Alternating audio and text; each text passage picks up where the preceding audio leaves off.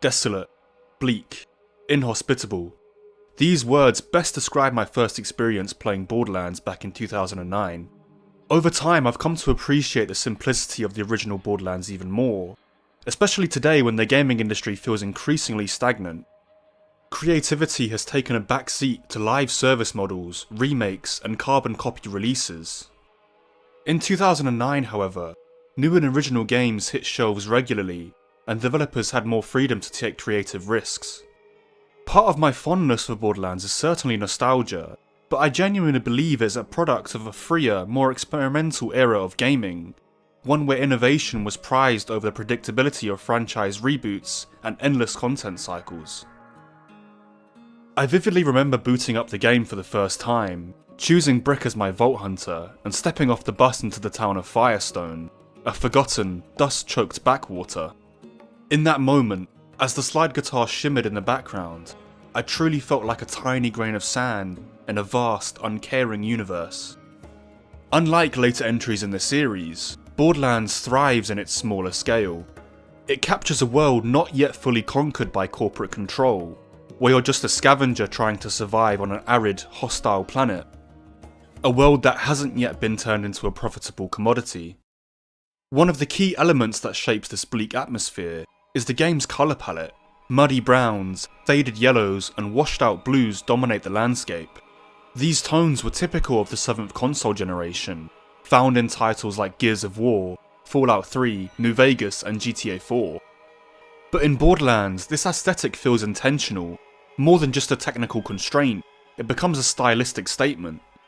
The pseudo-western setting benefits immensely from this weathered, sandblasted look, echoing the decay and disillusionment that permeates Pandora.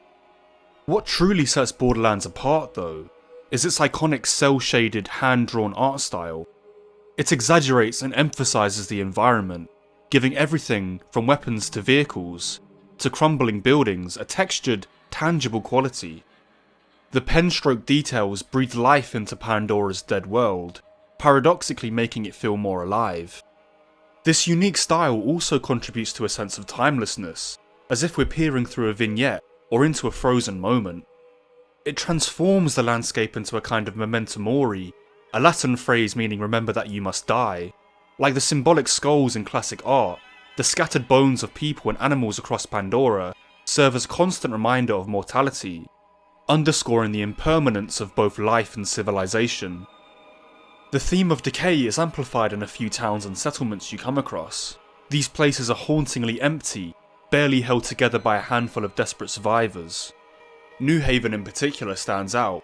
Clearly intended as a symbol of hope, it ends up a run-down shadow of its former self. Even the developers at Gearbox acknowledged this in a 2009 interview, saying, "From a story point of view, we did want the place to feel that the lawful side of things had completely degenerated. We wanted the towns to feel as if they were once much more relevant and populated, but when you finally arrive, few are left and the future is bleak." And to truly describe the bleakness of the game, one area in particular comes to mind: T-Bone Junction from the DLC The Secret Armory of General Knox. This hub area always drew me back when I first played it. It had an eerie air about it. It was the combination of the empty sandbox style, something akin to the open, almost desolate feeling you get in a Garry's Mod community map, and its position, high above the desert floor. It gave the area an element of being out of bounds, especially when coupled with the walkways underneath the platform, hiding secret chests and rooms. I think this secrecy in the level design really elevates Borderlands 1's sense of emptiness. It allows the player to discover hidden spaces, untouched by anyone else on Pandora, and feeds into our inherent desire to trick the game's level design, reaching platforms or structures that weren't meant to be accessed. Yet when we do, we're rewarded with loot and secrets, making the journey feel both subversive and gratifying. It is, like its namesake, a true Pandora's box, a paradoxically abandoned, yet fruitful location to those who know how to take advantage of the opportunities it provides. This is, in part, why the characters in Borderlands 1 feel so distinct in comparison to their sequel portrayals. The Vault Hunters in the first game aren't just heroes, they feel like scavengers, here to pick apart the corpse of the planet, much like vultures circling a carcass. The game's setting encourages that mentality, as you're not saving the world so much as surviving its decay and exploiting its remaining resources. And speaking of DLC, another fantastically bleak area is Tartarus Station, the hub area for Claptrap's robot revolution. With its colossal satellite dish, its train tracks cutting through the middle of town, and the various hidden areas, including its famous loot room, Tartarus Station gives off an overwhelming sense of emptiness. Sure, there are residents, but they're reduced to a single recorded voice line when interacted with. It's almost like a Westworld type setting, robots with programmed personalities, mechanically responding to the player's presence.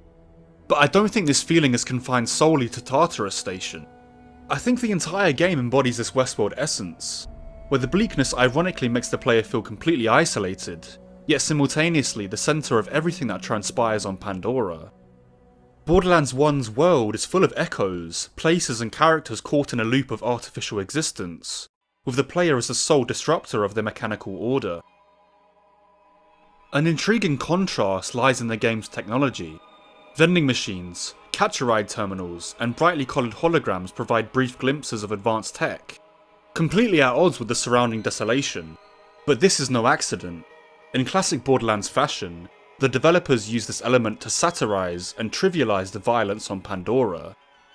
Marcus sells guns, and Dr. Zed offers what he calls medical care through vending machines, perpetuating violence in the most convenient, impersonal way possible. Technology in Borderlands doesn't elevate life, it just enables survival and continued bloodshed.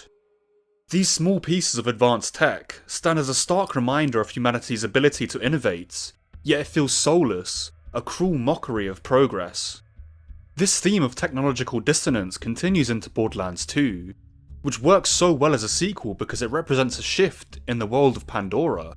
Handsome Jack is such a compelling villain because he seeks to redefine Pandora, not to destroy it, but to control and sanitize it. He attempts to impose order through technological dominance, building sleek cities, eradicating bandits with loader bots, and taming wildlife with sterile preservation sensors. When we eventually return to Firestone in Borderlands 2, it's become an Iridium processing site, overshadowed, literally and figuratively, by a Hyperion-built highway. Jack's vision is one of so-called progress, but in the end, he doesn't end the cycle of violence, he merely reframes it. Where Borderlands 1 shows us chaos through banditry and survivalism, Borderlands 2 depicts a more subtle, insidious form of oppression, one that emerges from corporate control, rather than the anarchic free-for-all of the first game. This contrast is not only thematic, but also mechanical. In Borderlands 1, the player operates in a world where survival is a chaotic, desperate pursuit, and the world's decay mirrors this struggle. By Borderlands 2, however, we're confronted with a more structured, but equally harsh world, where technology serves as a tool for control. Here, the player is not just scavenging for survival, but actively rebelling against an engineered system of oppression. While the first game captures the rawness of a dying world, the sequel reflects the perils of trying to impose order on that decay, showing how easily the cycle of violence and exploitation can continue under the guise of progress. Overall, Borderlands 1 stands as a product of a unique moment in gaming, where creative freedom allowed developers to craft a world that feels raw, isolated, and deeply entrenched in decay. The game's stark visual style, eerie environments, and thematically rich level design all work together to immerse players in a bleak yet oddly captivating universe. The contrast between the chaotic, scavenger-driven existence of the first game and the corporate oppression of its sequel underscores the timelessness of the series' core themes: violence, survival, and the human drive to exploit what's left of a broken world. In a gaming landscape increasingly dominated by safe, predictable releases, Borderlands 1 remains a reminder of a time when innovation, risk-taking, and a bit of bleak humour were allowed to thrive.